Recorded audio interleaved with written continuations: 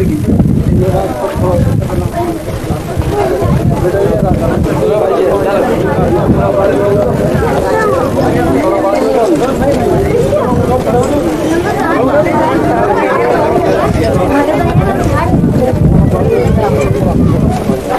वो दरी बिछा रहे हैं, बैठो अटा रास्ता में छोड़ दो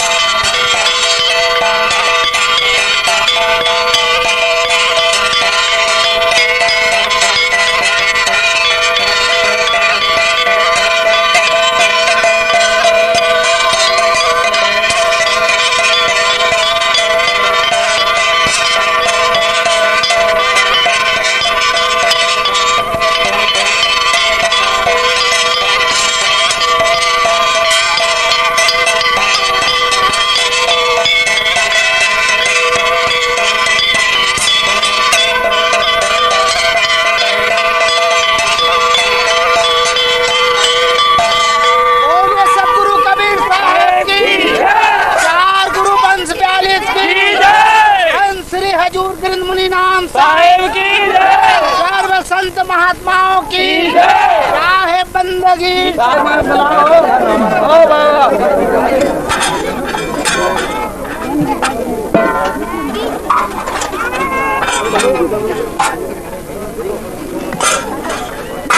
मंदिर और मस्जिदों में जाते हैं, हम ही लोग मठ और आश्रम में जाते हैं, तो क्या होता है देखा नहीं आपने?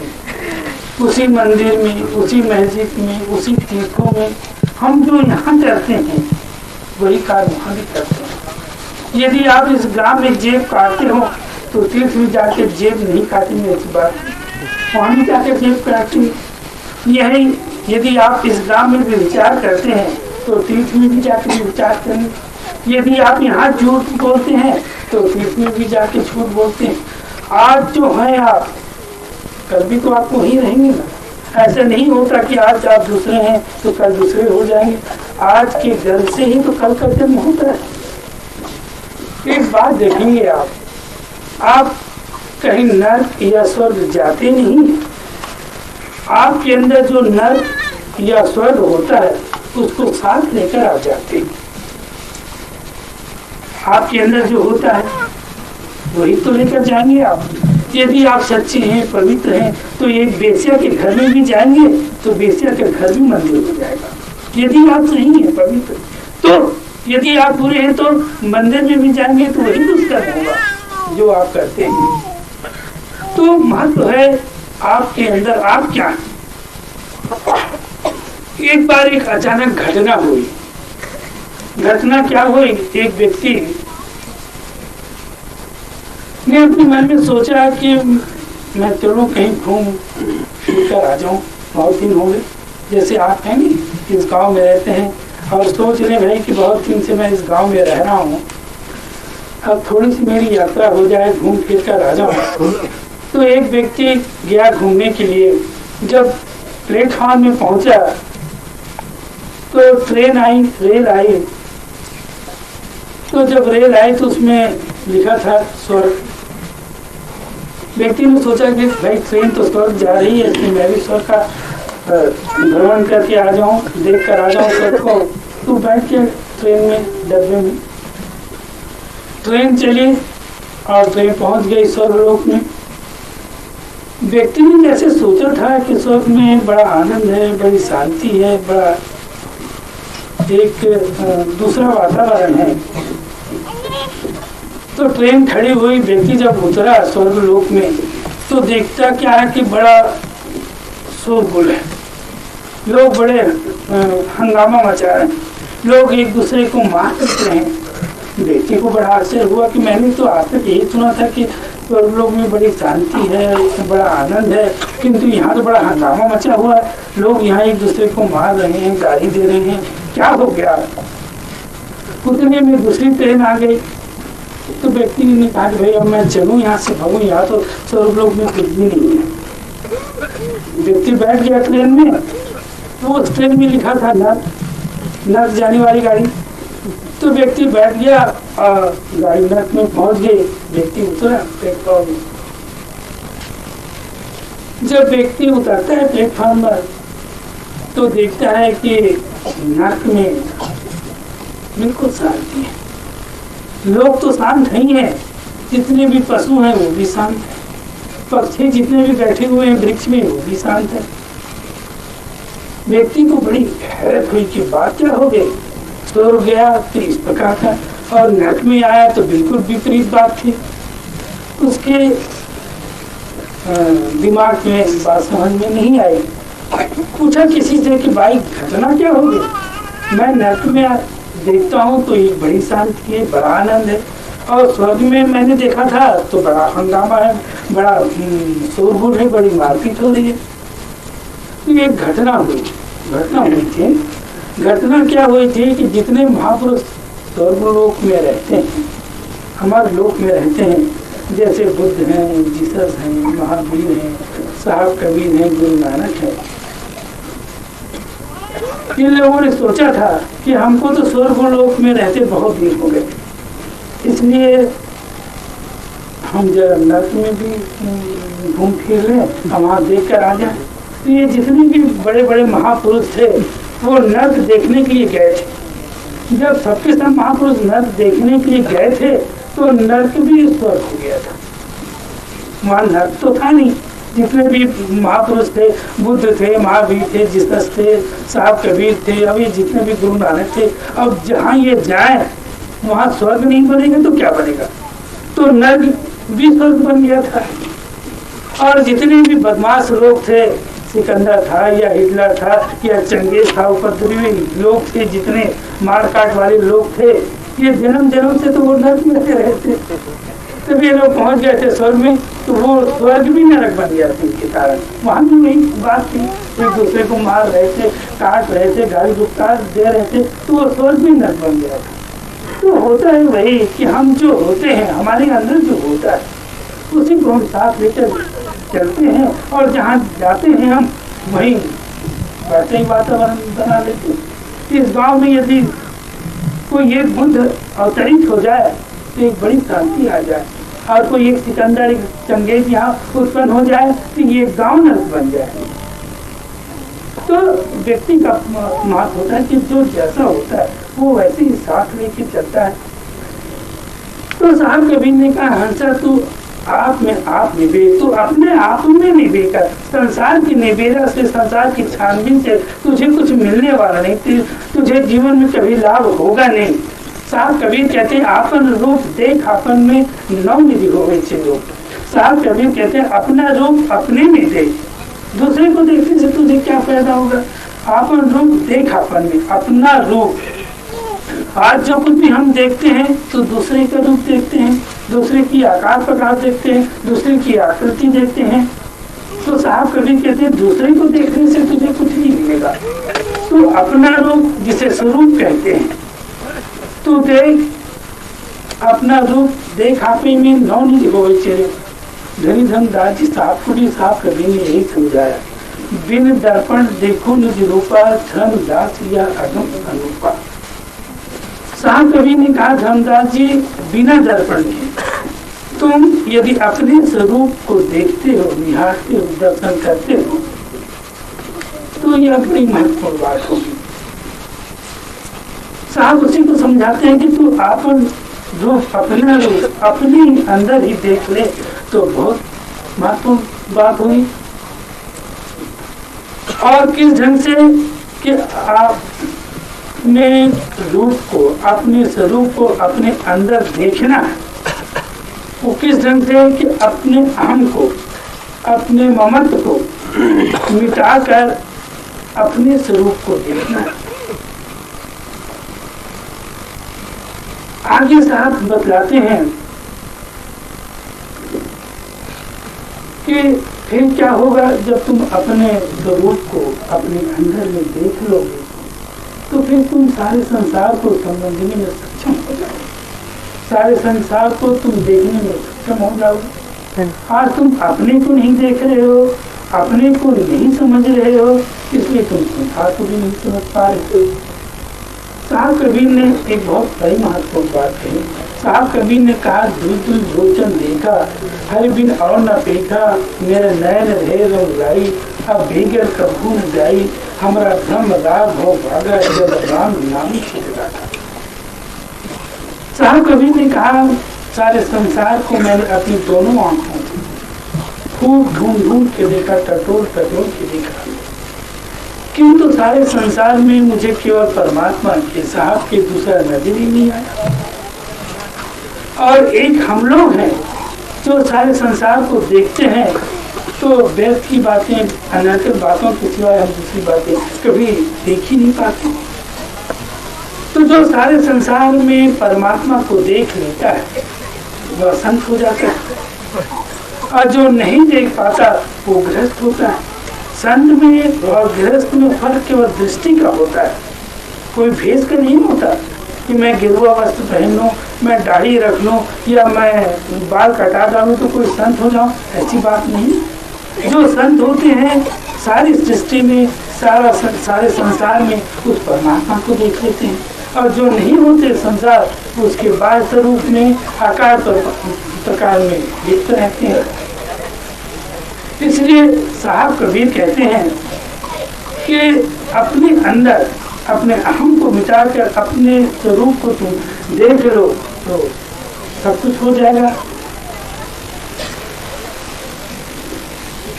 आगे साहब कबीर कहते हैं कि सोवत लागो सपने जागो, सोवत जागत लागो सोवत सपने, हम करो पग हीरो।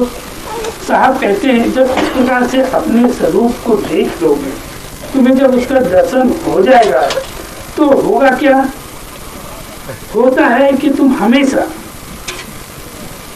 तुम्हारी सुरति या तुम्हारा स्मरण उससे संबंधित हो जाता है। जब सुरति लगती है उसके बाद फिर एक तुम्हारी चलती है जीवन में, एक मदहोशी आती है जीवन में, जिससे लोग या साधक मदमस्त हो जाते हैं।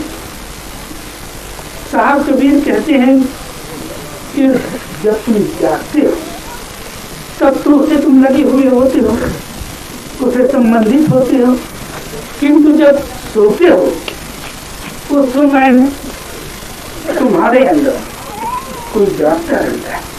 तुम्हारा शरीर तो सोता है किंतु अंदर कोई जागता रहता है। अभी तो आप लोगों का कोई इसका परिचय तो होगा नहीं, कभी आपको इसका अनुभव हो जाए, इसकी अनुभूति हो जाए, तो आप देखेंगे कि संसार में आप जो कुछ भी कार्य करते रहेंगे, चाहे खेत में हल चलाते रहेंगे तो देखेंगे कि आप तो हल चला रहे हैं, लेकिन अंदर आपका कोई बैठा हुआ देख रहा है। आप व्यापार कर रहे हैं तो आपका शरीर तो उसमें लगा है, लेकिन अंदर आपके अंदर कोई बैठा है, देख रहा है कि आप क्या कर रहे हैं। आप सोए हैं बिस्तर में किंतु आपके अंदर कोई बैठा देख रहा है, जाग रहा है। तो इस प्रकार से आप जागते हैं तो उससे लगे हुए होते हैं, और जब सोते हैं तो भी आप उससे लगे हुए होते हैं, अंदर कोई जागता है। क्यों आपका जो स्मरण है, आपकी जो सुरति है उससे लगी हुई है, आप एक क्षण भी विरत हो नहीं पाते। ये एक कहना चाहिए एक कदम हुआ साधना की। अब दूसरा कदम है उससे आगे, गृहवन बैठे काम धाम में राह चलत पर घेरो। गृहवन आप कहीं भी हो, चाहे घर में हो चाहे जंगल में हो, कहीं भी हो, उससे सदा संबंधित रहते हैं। ऐसा नहीं होता कि आप घर में दूसरे होते हैं और जंगल में दूसरे होते हैं, ऐसा नहीं होता। अरे भाई, आप जंगल जाते हैं तो कौन जाता है जंगल? आप ही तो जाते हैं। तो आप जैसा घर में रहते हैं वैसा ही तो जंगल में रहेंगे ना। ऐसा नहीं होता कि आप घर को छोड़कर जंगल में जाएंगे तो आपका घर छूट जाएगा, संसार छूट जाएगा, ऐसा कभी नहीं होता। इसीलिए बड़ा भटकाव हुआ है धार्मिक क्षेत्र में। जिन्होंने ये समझा कि हम घर छोड़ देंगे तो हमारा सब कुछ छूट जाएगा, ऐसा नहीं हो पाया। जिन्होंने घर छोड़ा, जंगल में गए, वहाँ भी उन्होंने संसार बसाया, घर बसाया। यहाँ माता पिता को छोड़ा तो वहाँ शिष्य का नाता जुड़ा, यहाँ घर छूटा तो वहाँ आश्रम बना, यहाँ धन छूटा तो वहाँ भी संपत्ति बनी। कुछ फर्क हुआ नहीं, क्योंकि जो पकड़ यहाँ है वो पकड़ आश्रम में है। तो असली में पकड़ छोड़नी। संसार या घर हमने जो कंकड़ पत्थर का बनाया है वह घर नहीं। हम जन्म जन्म से जो अपने अंदर घर बनाते हैं वह घर असली है। और छोड़ना उसी घर को, जिस क्षण में, जिस पल में आपने जो अपने अंदर घर बनाया है उस घर को छोड़ेंगे तभी समझिए कि आपने अपना घर छोड़ा, आपने अपना संसार छोड़ा। तो फिर कोई अंतर नहीं रहेगा, चाहे आप घर में बैठे या जंगल में बैठे या कहीं भी बैठे, आपकी जो सुरति, आपका जो स्मरण है वो उससे लगा हुआ है। ग्रीवन बैठे काम धाम में राज चलत हेरो। और इस प्रकार से सारा जीवन, सारी घड़ी, सारा आपका जीवन का वातावरण उससे संबंधित हो जाता है। फिर होता क्या है कि कहीं भी फार्म आगे, फार्म पीछे, फार्म दाहिने घेरे, फार्म पर जो फार्म देखे सो फार्म है मेरो। कहीं भी इस स्थिति में आप कहीं भी जाएंगे तो परमात्मा के दर्शन तो आपके होते ही रहेंगे। कहीं भी जाएंगे, जैसे साहब कबीर ने इसी शब्द को एक दूसरा शब्द देके कहा, संतो सहज समाधि भरे। ये एक समाधि का रूप ही होता है। जहाँ जाते हैं आप उसका ही दर्शन होता है। जो कुछ भी आप करते हैं उसकी ही सेवा होती है, जो कुछ भी करते हैं आप उसकी ही पूजा होती है। तो ये तारतम्य आपका उस परमात्मा से जुड़ जाता है। जब तारतम्य जुड़ जाता है तो फिर कोई फर्क नहीं होता। एक बात और देखेंगे आप कि इस प्रकार की साधना में ये सारी जो रिद्धियां हैं, सारी सिद्धियां हैं, ये सारी रिद्धि और सिद्धि स्वाभाविकता जीवन में आ जाती है। जितने भी महापुरुष के हैं उनके जीवन में आप इस प्रकार के चमत्कार जरूर देखते हैं। बहुत से ऐसे लोग हैं जो इस चमत्कार को मानते नहीं। लोग कहते हैं कि भाई महापुरुषों के जीवन में जो चमत्कार वे सारे चमत्कार व्यर्थ की बातें हैं या धर्म या उस पंथ के अनुयायियों ने जबरदस्ती जोड़ दिया। लेकिन ऐसा कभी नहीं होता। बिल्कुल निश्चित जानिए आप, यदि आपका जीवन इस ढंग से होता है, आपने अपने को उस परमात्मा से संबंधित कर लिया है, जोड़ लिया है, तो सारी रिद्धियां, सारी सिद्धियां आपके जीवन में आ जाती हैं। उसी तरह आ जाती है, उसी तरह पीछे पीछे चलती है जिस प्रकार आपकी छाया पीछे पीछे चलती है।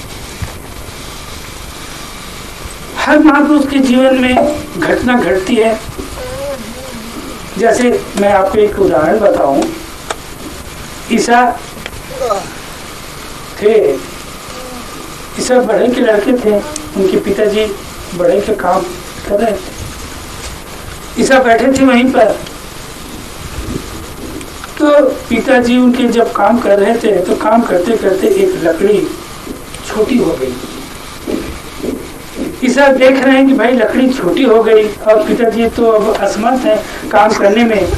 तो होता क्या है कि ईसा उठते हैं और लकड़ी को खींच कर बड़े कर देते हैं। जैसे ही पकड़ते हैं लकड़ी को खींचते हैं तो लकड़ी बड़ी हो जाती है। उनके जीवन में इस प्रकार का एक चमत्कार हुआ। अब लोग ये समझे कि भाई ईसा ने लकड़ी खींचकर उसे बड़ी की, तो ये व्यर्थ की बात है। अगर कभी कोई लकड़ी बड़ी होती तो ये सब ईसाइयों ने ये व्यर्थ की बातें उनके जीवन में जोड़ दी। लेकिन ऐसा नहीं, बिल्कुल सही बात है। एक बात है, ये सारी रिद्धि सिद्धियां आती हैं तो महापुरुष उसका उपयोग नहीं करते।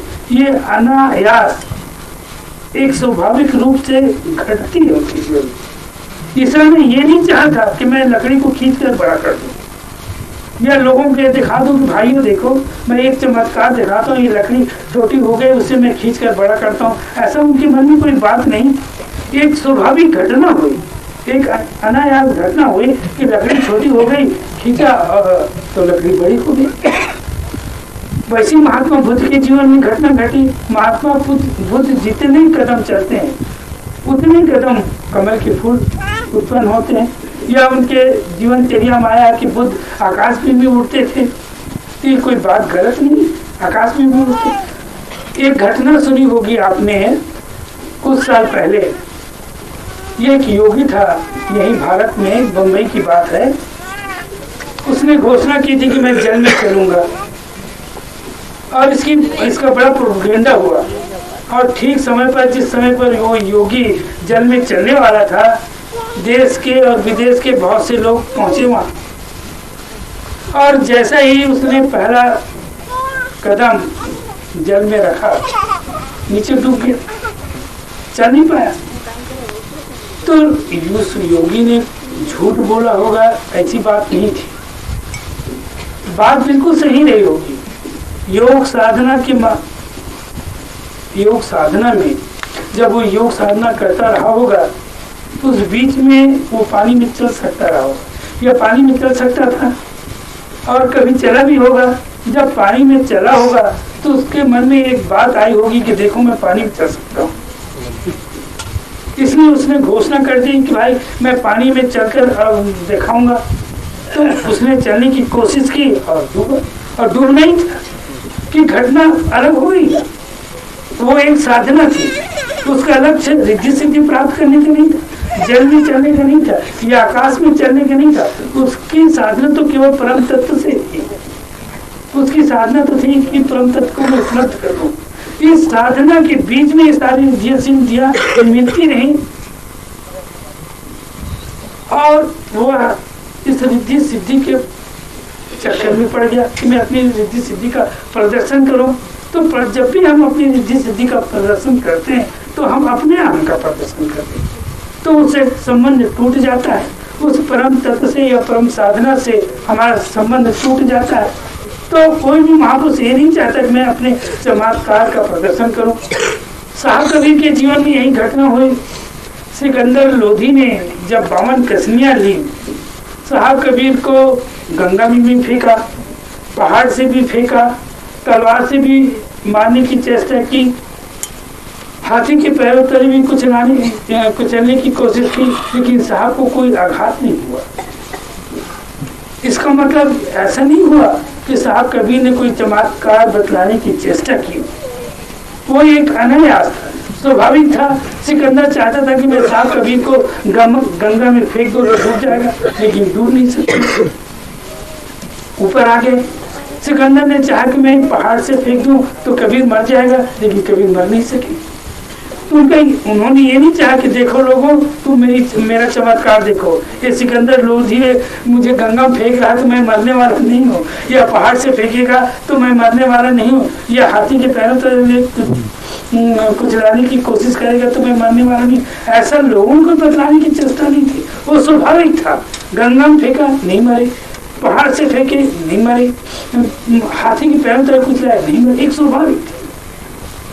तो इस प्रकार की सारी रिद्धि और सिद्धियां उनके जीवन में होती हैं, लेकिन महापुरुष रिद्धि सिद्धि को पकड़ के रखते नहीं। ये बात आप बिल्कुल समझ लो। आप चमत्कार के पीछे दौड़ते नहीं। कोई जादूगर चमत्कार के पीछे दौड़ता है, लेकिन महापुरुष चमत्कार के पीछे नहीं दौड़ते। उनके जीवन में स्वाभाविक घटती रहती है, ये बात आप समझो। तो साहब कबीर कहते हैं कि अगर इस प्रकार की बातें हो जाए तो रिद्धियाँ सिद्धियाँ बहुत मिलती हैं। और अंत में कहते हैं अष्ट सिद्धि नव निपाओ सदगुरु फहम निबेरो। जो सदगुरु के फहम का मतलब होता है एक गहरी याद, एक गहरा स्मरण। जब उसके स्मरण से, उसकी याद से तुम भर जाते हो तो सारी रिद्धि सिद्धियों से भी तुम भर जाते हो। लेकिन रिद्धि सिद्धियों को पाना तुम्हारा काम नहीं, तुम्हारा काम है उस परम पिता के स्मरण से भर जाना। फिर अंत में साहब कबीर कहते हैं, कहें कबीर भृंगी के कीड़ा बहुर ही कीट न घेरो। साहब कबीर कहते हैं जैसे भृंगी नहीं होता कीड़ा, वो भृंगी कीड़ा क्या करता है कि ये कीड़ा को, कोई भी कीड़ा को पकड़ कर ले आता है और मिट्टी का घर बनाता है। घर बनाकर उसमें रखता है और कुछ भी मंत्र पढ़ता है। मंत्र पढ़ने के या कुछ भी गुंजन करता है। गुंजन कर लेने के पश्चात होता क्या है, उस घर को तोड़ देता है या टूटता है घर, उसमें से वो कीड़ा निकलता है तो उसका रूप, उसका स्वरूप भी भृंगी जैसे हो जाता है। वो भी कीड़ा भृंगी बन जाता है। जब वह कीड़ा भृंगी बन जाता है तो फिर वह कीड़े में परिणित नहीं हो सकता। कोई भी कीड़े में का रूप ग्रहण नहीं कर सकता। उसी प्रकार से जब हम परम सत्य से संबंधित हो जाते हैं तो फिर कभी हमारा दिलगाव हो नहीं सकता। एक बार जब हम उससे संबंधित हो जाते हैं तो हम उसी प्रकार के बन जाते हैं। ये दिलगाव तो केवल हमारा भ्रम है, केवल एक अज्ञान है। और जब ये अज्ञान या भ्रम दूर होता है तो हमारी ऊर्जा और विश्व की ऊर्जा, या हमारी चेतना या विश्व की चेतना एक जैसी होती है। पृथक क्यों नजर आती है? केवल एक भ्रम, केवल एक अज्ञान के कारण। साहब कबीर कहते हैं जल में कुंभ में जल है, बाहर भीतर पानी, फूटा कुंभ जल जल ही समाना, यह तत्कथो ज्ञानी। जैसे एक जल है, जल में मटका है, कुंभ है और उस कुंभ के अंदर जल है। अब बाहर का जल और अंदर का जल दोनों एक ही हैं, दोनों का रंग एक ही है, दोनों एक ही द्रव्य है, दोनों के पीने से प्यास बुझती है, किंतु पृथक क्यों है? केवल घड़ा के कारण, मटका के कारण। उस मटका को तोड़ दो आप तो दोनों बाहर और भीतर का जल एक ही हो जाएगा, कोई फर्क नहीं होता। उसी प्रकार से हमारी ऊर्जा और विश्व की ऊर्जा, या हमारी चेतना या विश्व की चेतना, या और धार्मिक भाषा में कहें तो आत्मा और परमात्मा का जब मिलन होता है तो परमात्मा की सारी शक्ति, सारे गुण इसमें आ जाते हैं, फिर कोई भेद रह नहीं जाता।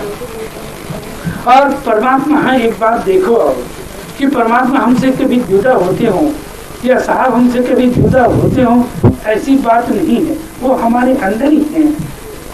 साहब कबीर कहते हैं घूंघट के पट खोल दे तो पिया मिलेंगे। घूंघट के पट खोल दो तो साहब या परमात्मा तो हमारे अंदर है ही है। जो भ्रम है, जो मिथ्या है, वही हमारे चेहरे पर घूंघट का काम करता है। जब हमारे चेहरे से वो मिथ्या रूपी या अज्ञान रूपी घूंघट हट जाता है तो साहब या परमात्मा हमारे सामने होते हैं। अब एक साहब का और सुना दूं। साहब कबीर कहते हैं कि परमात्मा से तो मिलना आवश्यक है, और जब तक मिलेंगे नहीं हमारा कल्याण हो नहीं सकता। मिलना तो आवश्यक है, इसलिए जब मिलना आवश्यक है, उसके पास जाना आवश्यक है, तो हमको उसी ढंग से, उसी रूप से हमको जाना है। साहब कबीर कहते हैं, बहुत प्यारा शब्द है उनका, दुल्हन अंगिया काहे न धोआई।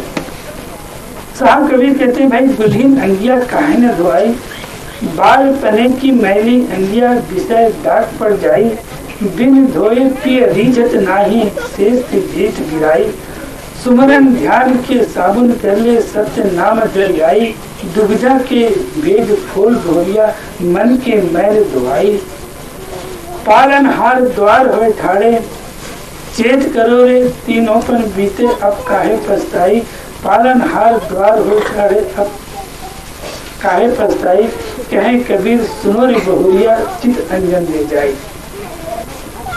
बहुत प्यारा शब्द है और एक एक शब्द समझने जैसा। साहब कबीर कहते हैं, दुल्हन अंगिया काहे न धोआई। ये दुल्हन शब्द बहुत प्यारा है। दुल्हन कहेंगे किसी लड़की को तो आप दुल्हन कह नहीं सकते, दुल्हन तो उसी को कहेंगे जिसका विवाह हो चुका है, जिस कन्या ने अपने वर को, अपने प्रीतम को जान लिया है, देख लिया है, समझ लिया है, उसका साक्षात्कार हो गया है, उसे ही तो आप दुल्हन कहेंगे ना, किसी को भी तो दुल्हन कह नहीं सकते आप। तो साहब ने कहा कि भाई तुमने उस परमात्मा को जान लिया है, देख लिया है, तुम्हारे अंदर है परमात्मा, फिर भी तुम एक नादानी की बात करते रहिए, एक फुहड़ जैसे तुम्हारा व्यवहार होता है। तो साहब कबीर कहते हैं, दुल्हन अंगिया काहे न धोआई। जैसे कोई लड़की होती है, अपने मायके में रहती है, क्या कहते हैं आप लोग, पीहर कहते हैं, क्या कहते हैं, पीहर में रहती है लड़की। तो जब पीहर में रहती है लड़की तो चाहे किसी भी ढंग से रहे, कहीं भी जाए, घूमे फिरे और आकर अपने माँ बाप के सामने या कहीं भी सो जाए, कोई कहने वाला तो नहीं ना, चाहे वो किसी गली से, किसी कूचे से, और चाहे 6 महीने से ना नहा के आई हो या कपड़े बदल कर नहीं आई हो, तो कोई कहने वाला नहीं। लेकिन उसी लड़की का जब विवाह हो जाता है और ससुराल जाती है लड़की, तो ऐसा तो नहीं होता कि किसी भी कपड़े से ससुराल चली जाए, उसको कम से कम एक साफ सुथरा वस्त्र पहन के ही तो ससुराल जाना पड़ता है। तो साहब कबीर कहते हैं कि तू कैसी दुल्हन है कि अपने कपड़े को या बिना साफ सुथ ये कपड़े को तू प्रीतम के घर आ गई। तो जब प्रीतम के घर आ गई तो प्रीतम तुझे रखने वाले नहीं है, तुझे अपने सेज के पास जाने नहीं देगा प्रीतम। मायके की बात अलग है, माँ बाप कुछ नहीं कहते, लेकिन जहाँ तुम्हें प्रीतम के घर जाना है वहाँ तो ठीक ढंग से जाना है, साफ सुथरा वस्त्र पहन के जाना है। तो साहब कबीर कहते हैं कि दुल्हन अंगिया काहे न धोआई। तो जब पीहर में थी, मैके में थी, तो यहाँ आई तो अपने वस्त्र को साफ करके तो आना था, धोकर ही तो आना था, और यहाँ बिना धोए आ गई तो वहाँ तेरा जो स्वामी है, तेरा जो प्रीतम है, अपने पास आने नहीं देगा। ये संबोधन है। साहब जीव आत्मा को एक संबोधित करके कहते हैं कि तू कैसा है। साहब कभी बीजक में कहते हैं, दहिया जन्म मुक्ता हता, दहिया हता न कोई, छठी बिरानी हो चली, तू कहाँ चला बिगो। जिस समय में तू मुक्त था तब तेरा कुछ भी बंधन नहीं थे पास में, अब आज तुझ पर तो बहुत से बंधन ही बंधन हो गए हैं, और जब तक तू बंधनों को छोड़ता नहीं तब तक तू निर्मल होगा कैसे।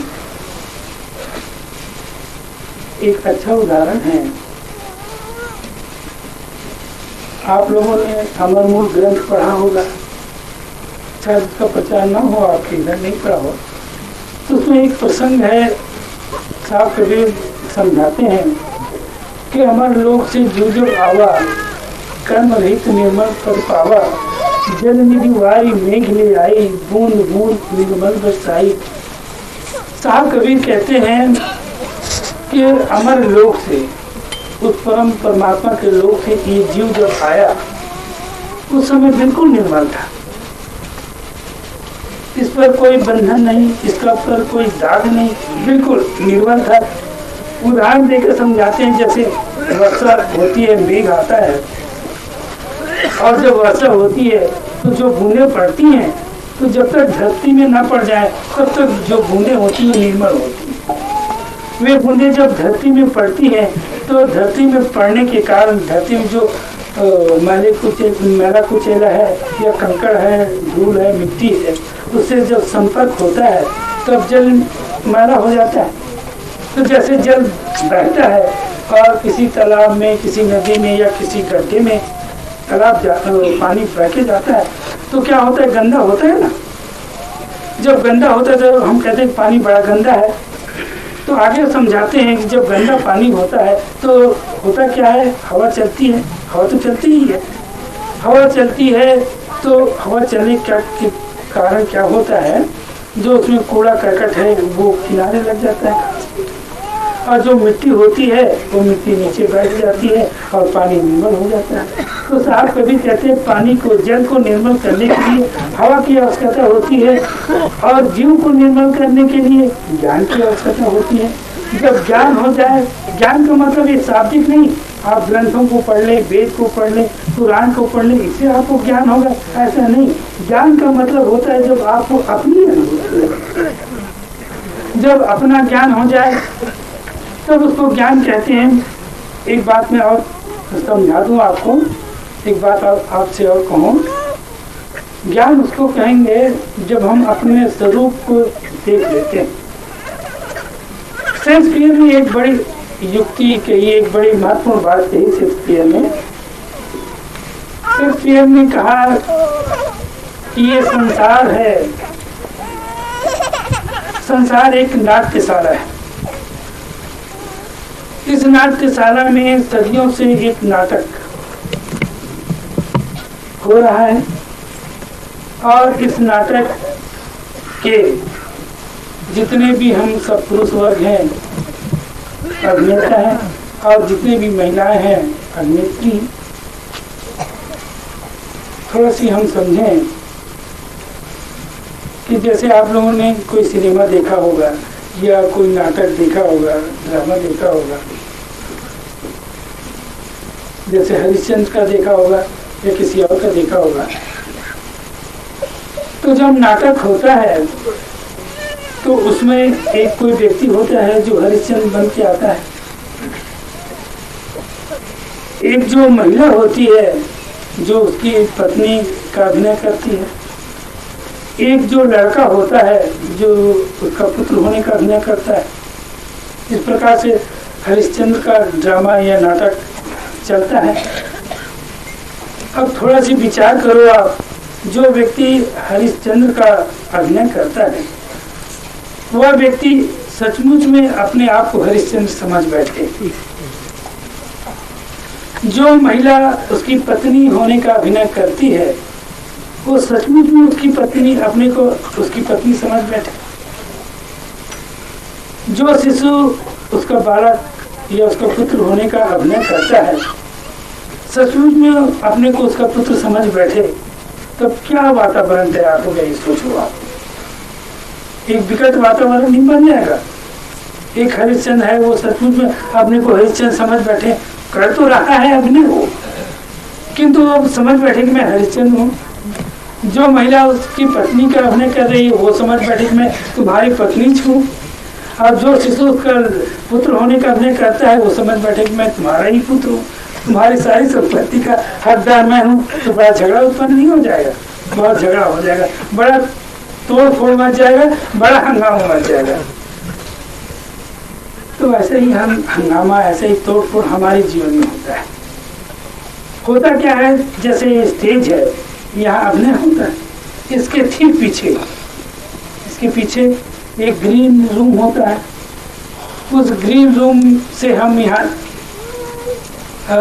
जो ये रोगन लगा के आते हैं, स्नो लगा कर, पाउडर लगा कर या कुछ भी मखूटा लगा कर यहाँ आते हैं और अभिनय करते हैं। फिर उस ग्रीन रूम में जाकर क्या करते हैं, हम अपने सारे रोगन को, स्नो को, पाउडर को पोंछ डालते हैं, मिटा डालते हैं और जो कुछ भी पहन के आते हैं उसको उतार डालते हैं। तो उस ग्रीन रूम में हमारा जो रूप होता है वो सही रूप होता है, लेकिन जहाँ ये स्टेज में आते हैं वो रूप हमारा सही रूप नहीं होता। उस पर्दे के पीछे जो ग्रीन रूम होता है और जब हम सब कुछ अपना उतार के फेंक देते हैं और जो रूप होता है वो हमारा सही रूप होता है, उसको हम स्वरूप कहते हैं। उसी प्रकार से इस संसार में हम जो कुछ भी कर रहे हैं हमारा मात्र अभिनय है। हम शिक्षक का अभिनय कर रहे हैं, हम डॉक्टर का अभिनय कर रहे हैं, हम पति होने का अभिनय कर रहे हैं, हम पुत्र होने का अभिनय कर रहे हैं, हम पत्नी होने का अभिनय कर रहे हैं। ये सारा हमारा अभिनय ही अभिनय है, एक पार्ट है। इस पार्ट को, इस अभिनय को, इस मखुटा को हम उतार कर फेंक दें। फेंकने के बाद जो हमारा रूप होगा, जो हम होंगे, उसी को हम ज्ञान कहेंगे। कोई शास्त्रों के पढ़ लेने से या वेद के पढ़ लेने से, उपनिषदों के पढ़ लेने से, बाइबल के पढ़ लेने से, कुरान के पढ़ लेने से, ये तो शब्दों की दुनिया में बसते हैं। आप ज्ञान की दुनिया में नहीं बसते। ज्ञान की दुनिया में तो आप उसी क्षण बसेंगे जब ये सारे रंग रोगन को उखाड़ के फेंक देंगे और अपने निज स्वरूप का दर्शन कर लेंगे। तब आपका कहना चाहिए कि आपको ज्ञान उपलब्ध हुआ। तो साहब कबीर कहते हैं कि भाई बिन धोए के जीव के लिए ज्ञान का होना आवश्यक है। जब इस प्रकार के ज्ञान तुम्हें उपलब्ध होगा तभी तुम्हारा आवागमन का बंधन टूटेगा। तो ये ज्ञान का होना आवश्यक है।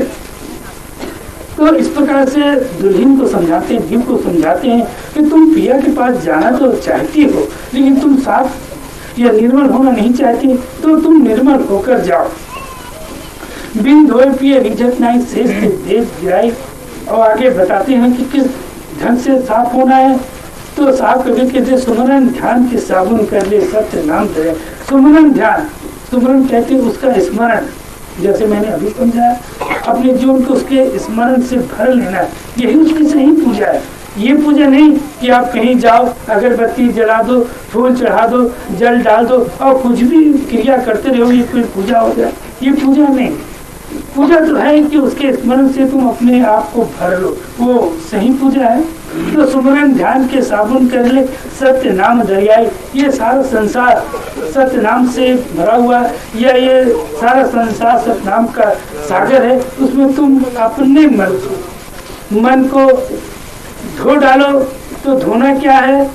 मन निर्मल कैसे होगा?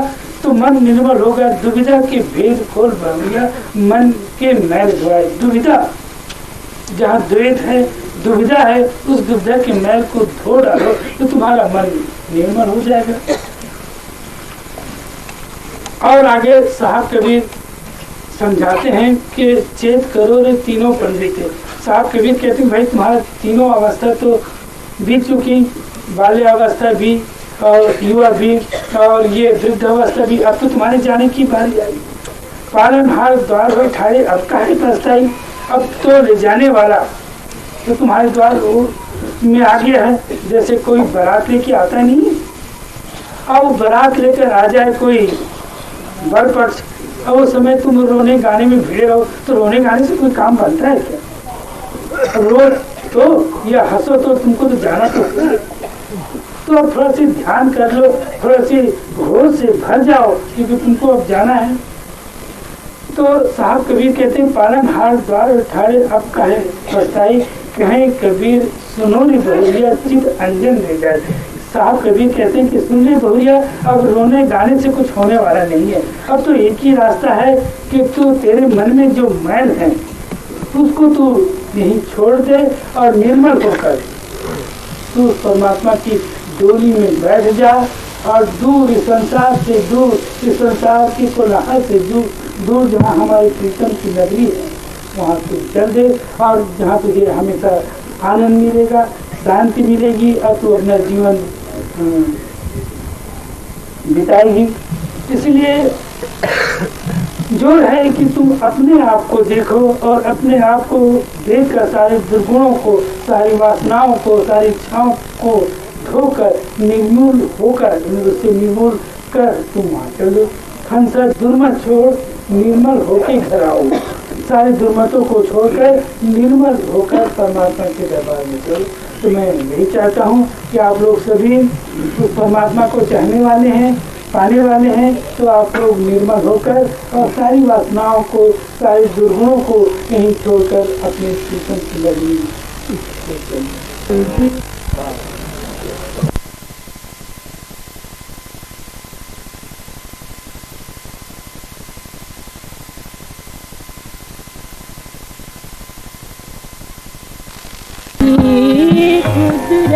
की गति नारी, कुदरत की गति नारी, नारी कुदरत की गति नारी,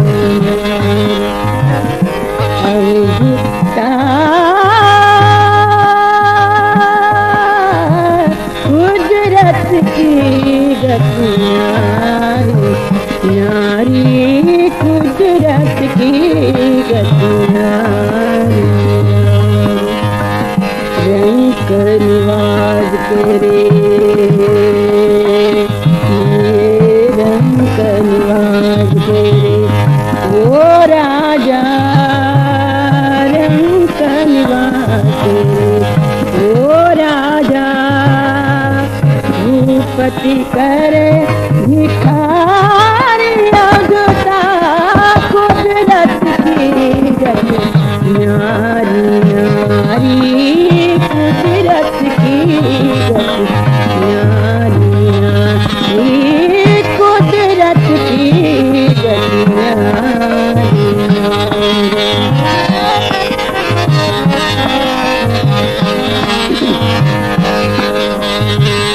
ये तेल बंगही,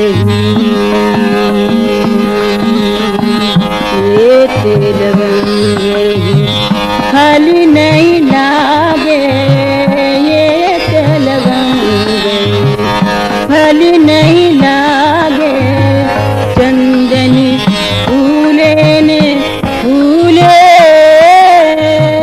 चंदनी फूले ने फूले, मच्छर शिकारी रमे जंगल में, मच्छर शिकारी रमे जंगल में, सिंह समुद्र ही झूले अगता, कुदरत की गति नारी, नारी कुदरत की गति नारी, नारी कुदरत की गति नारी, नारी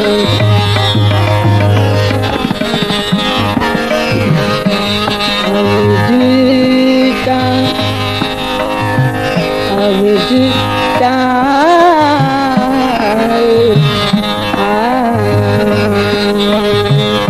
अवधूता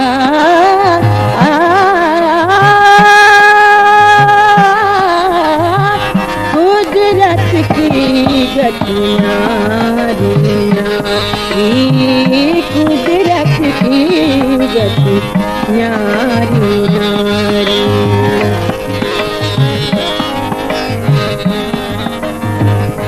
मेरे दारूक भैया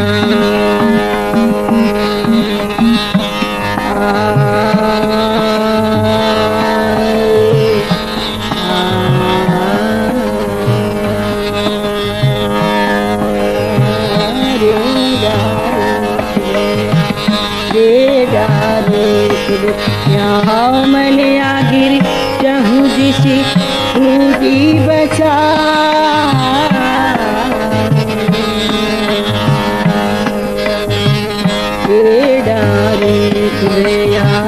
मलिया गिर चहूँ जिसी पूजी बसा,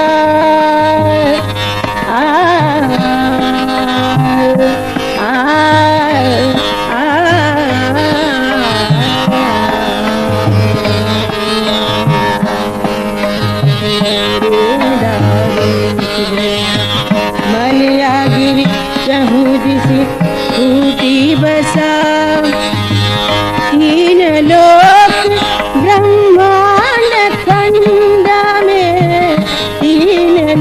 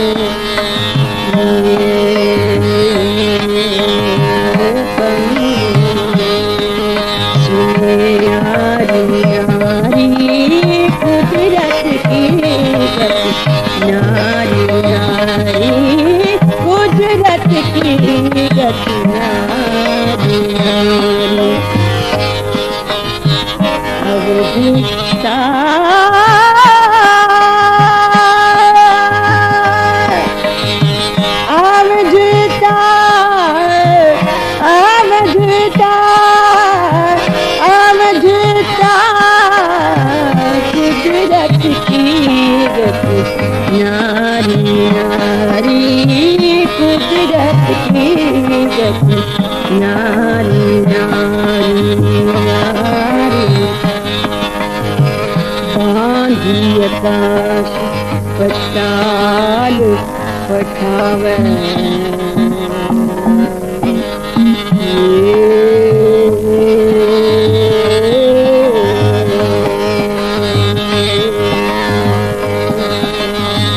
बांधी आकाश पताल पठावे शेष स्वर्ग पर राजे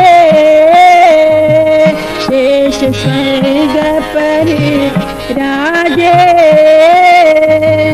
कहे कबीरा राम है राजा कहे कबीरा राम है राजा जो कछु करे सो छा जुटा कुदरत की गति न्यारी न्यारी कुदरत की गति न्यारी न्यारी कुदरत की गति न्यारी न्यारी अवधि